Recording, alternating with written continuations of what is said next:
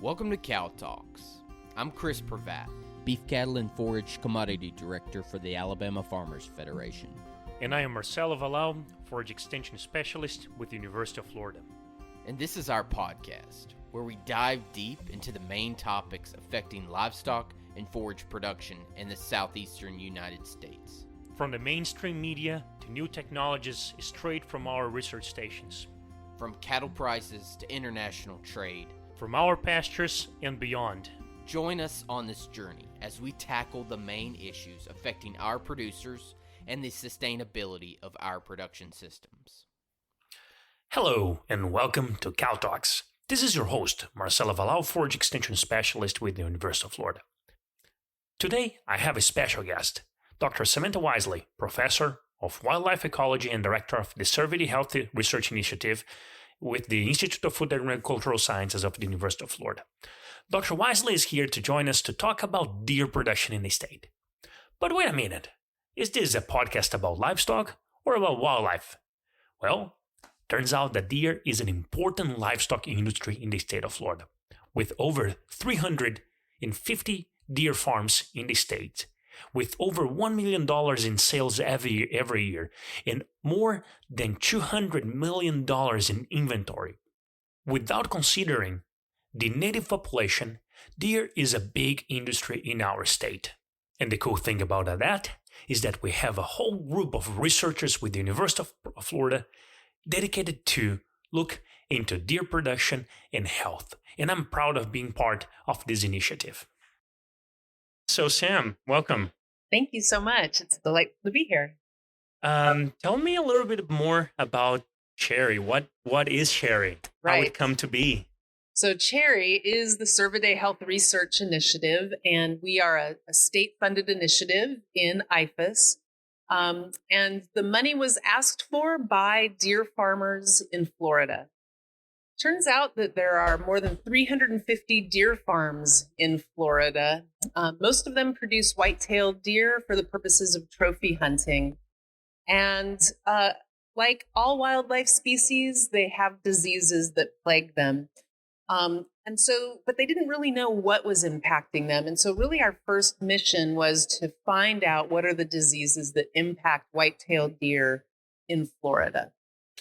And after that, really trying to increase production for these deer farmers, much like we would any other livestock enterprise. Also, so here we're talking about deer as a livestock enterprise. What about deer as a wildlife resource? Yeah, so we know that a lot of the viruses that impact farm deer also have huge impacts on wild deer as well. So anything that we learn in the farm setting can be helpful to managing wild populations of deer as well. They're just a little bit easier to study when they're in a farm. You bet. And one example was the chronic waste disease that we happened last year that wasn't in wildlife population, but affected also the farm deer, right?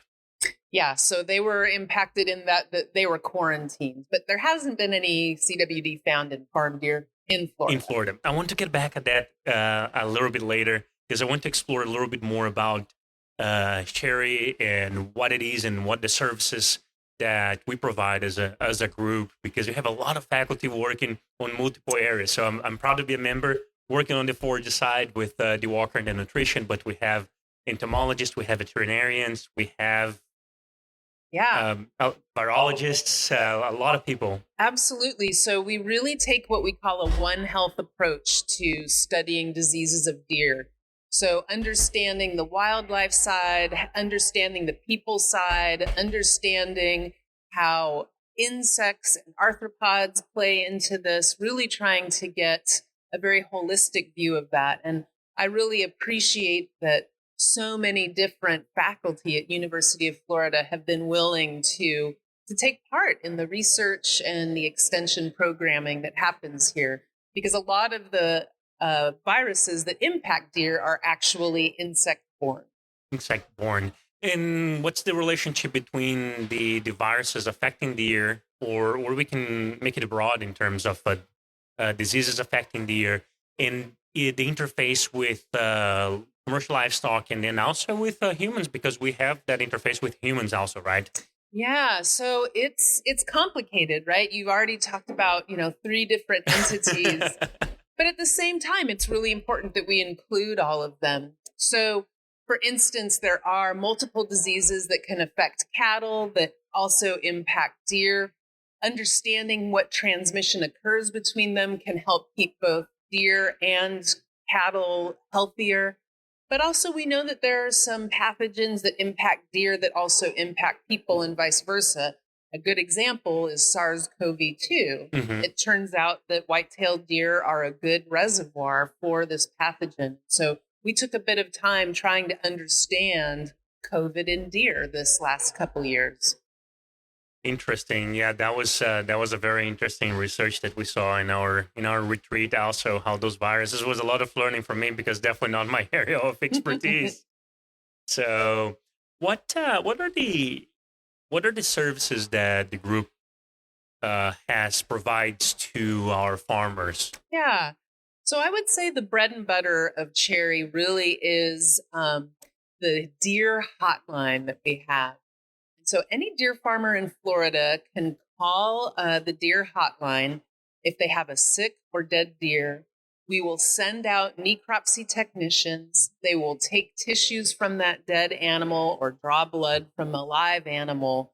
It comes back to the University of Florida. Those tissues get sent out to 8 different diagnostic laboratories, and a full veterinary report is written up and then given back to the deer farmer. And all of those services are free to that deer farmer. That money has been provided by the state of Florida to help increase production in deer. Fantastic. What about the folks that are on the resource side, on the hunting side, either the hunters or the providers of hunting? Do they have, or providers of hunts, do they have access to those resources too? Are they included in this target clientele? So we don't do disease testing on wild deer. That's really been the purview of Florida Fish and Wildlife Commission. Okay. And so, but Florida Fish and Wildlife Commission and CHeRI work closely together to understand when outbreaks are occurring. So we're certainly very friendly, but there is a delineation between them. Having said that, and as you well know, we'll go out to a landowner's property and help them better understand how they can improve habitat for their deer. As you and I went out to Levy County just this last week. Yeah, that's fantastic. Connecting with those preserves, because it's a totally different agricultural enterprise, if we can call it agricultural enterprise, or hunting enterprise. That's not. It's not something that I normally deal with, so it's very interesting to see that. And I take that the management of those places, especially because they normally, many times, they are in contact with the deer breeding, the deer farming, putting together preserves. So there's a strong interface there. And pathogens being pathogens, they don't really respect the boundaries of the property, so they can go from one side to the other. Absolutely. What is the CHeRI dashboard map? Oh, the CHeRI dashboard map. So we're very lucky to have a medical geographer, Dr. Jason Blackburn. And so he's very interested in mapping these pathogens, mapping how deer use environments, and understanding the interplay between disease and animal movement. And so he has created a dashboard of the pathogens that most impact deer. This becomes really important when we develop vaccines for deer. So the most important pathogen of deer in Florida right now is epizootic hemorrhagic disease. And so that is one of the diseases that we have on the dashboard. And that actually has a vaccine available for it. So it's a great resource for farmers to know, oh my gosh, is there an outbreak of EHD in our county? And if so, maybe we should think about vaccinating. Fantastic. I know you've been testing some vaccines, and if I remember well, we had some mixed results in terms of the vaccines so far. So is anything commercially available already in terms of vaccines for EHDV? Yes. So that was one of the very first things we did way back in 2015, there was a commercially available product that we tested the efficacy for. And we actually discovered that vaccine was not efficacious against EHDV. And so we told our deer farmers about that. There has since been 2 other vaccines developed, both of which are very efficacious against EHDV.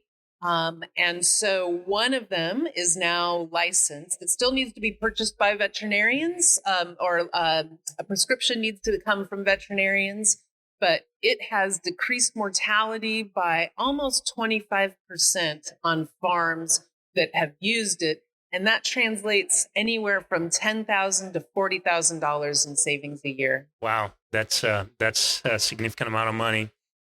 So talking about prevalence, what's the prevalence of EHDV in our deer farms at this point? Yeah, that's a good question, and the answer is a little bit hard. So we know that just about every single animal is exposed to EHDV every year. So if we measure the antibodies to EHDV, between 90 and 95% of the animals are exposed. And that doesn't matter if you're a wild deer or if you're a farm deer. We call EHDV an endemic pathogen in Florida. It's everywhere. So really what we need to know is, of the animals that die, what percentage of them die because of EHDV? And that's about 40% in Florida. Wow. And that's the importance of the deer hotline and being able to do those analysis, those necropsies in time. Fantastic. So let me move to one thing that I want to ask you, because many folks, especially those that are on the hunting side, they were very worried about the chronic waste disease last year. There was a lot of information, a lot of disinformation. I know you wrote a super cool article on the Panhandle Ag News that's available. If you go to UF5 as extension, Panhandle Ag News, there is a deadly deer disease found in Holmes County, implications for deer hunting and management. That was in September last year. We start talking about chronic wasting disease a little bit. So can you give me a broader overview of the problem, of the disease, and of the problem of having that here? Yeah. So chronic wasting disease is a really interesting disease. It's the only pathogen in animals that I know of that's caused by an actual protein. And that protein is considered infectious. What that protein does is, it's a naturally occurring protein in the body and that animals produce. But what happens is that protein becomes misfolded. And when that misfolding happens, it can no longer be broken down by the body. And so it accumulates. And that accumulation occurs in the brain. It causes plaques to be formed. And so it actually degenerates the brain. What's interesting is that the misfolded protein actually causes that same, the right folded protein to become misfolded. And so in that way, we can think of it as being infectious. So a misfolded protein causes other proteins to become misfolded. When that protein is shed in the environment, it can be transmitted to other deer. So it's also a transmissible disease as well. And what is the mechanism for transmission? Sorry? What is the mechanism for transmission between deer? Right. So how does it get transmitted? So an animal that is infected and has these proteins can shed these proteins in the urine, in the feces, via saliva. When the animal dies and the body has those proteins in it, it can get absorbed in the soil, and it can actually be uptaken in plants. And so those plants can become infectious. One thing that's really insidious about the disease is that the actual protein does not break down. And so that protein will accumulate in the environment if you have animals that are sick and die in the same place over and over again. That's one of the reasons why people worry about deer farming, is because those animals are in a bit of a higher density, right? So if those animals die and you have shedding that occurs in there, it almost becomes like a Superfund site, right? I mean, you have a lot of infectious material in those sites that's really hard to get rid of. So the pathogen has been around for a long time. It was first discovered in the 1960s in Colorado and Wyoming. It has since marched across the United States. And in January of 2023, a deer died in Holmes County, Florida.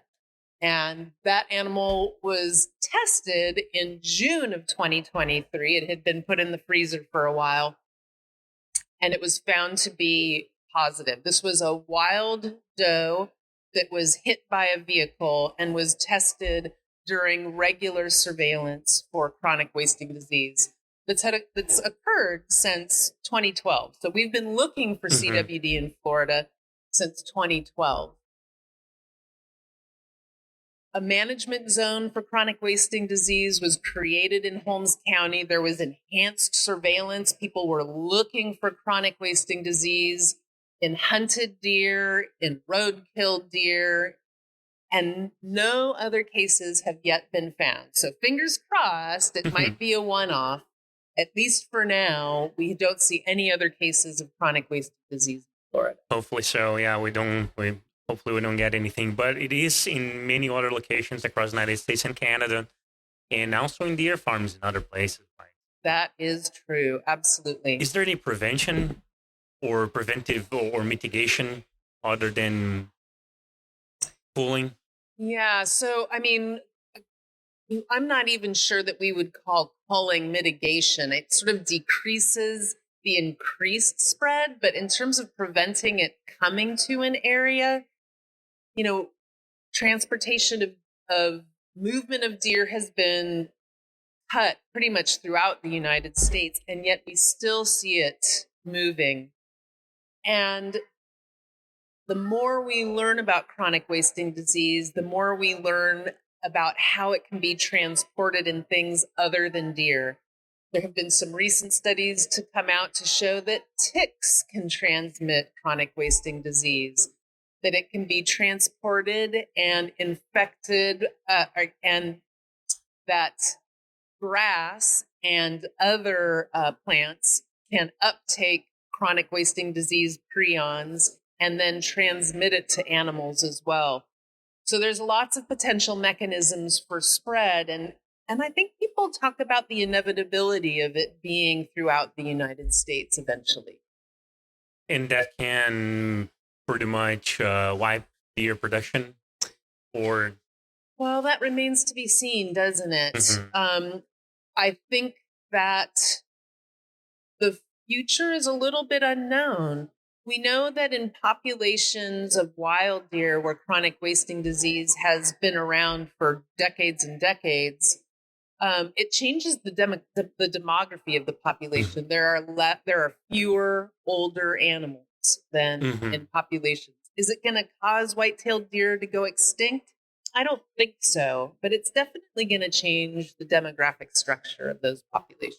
Very interesting. Lots to learn on that still for our team, right? Yeah, lots for everyone to learn. Yes. So let's go back to interesting. Well, this is very interesting, but sad because it's something that's outside of our control for most part. But so for our listeners, for our extension agents that are interested in collaborating with CHeRI, participating on the events, or just connecting to learn more about, so how can they get to know you more and what they can do to be part of this group? Yeah, well, we're always looking for collaborators. There are deer farms in over 40 counties in Florida. So many extension agents have deer farms in their counties. We hold extension events at least twice a year. We usually do at least one field day and at least one workshop day for both extension agents as well as deer farmers. So extension agents can actually mingle with deer farmers at these events. And then we have a ton of online resources. We have lots of edices that talks about specific diseases, that talk about other resources for farmed and wild deer as well. And we have the CHeRI dashboard in case people want to know where some of the most common pathogens for deer are in the state of Florida. The Cervidae Health Research Initiative has a ton of resources and tools developed for deer producers in Florida. For more information, take a look on the description of this podcast and you'll find a link to the CHeRI homepage.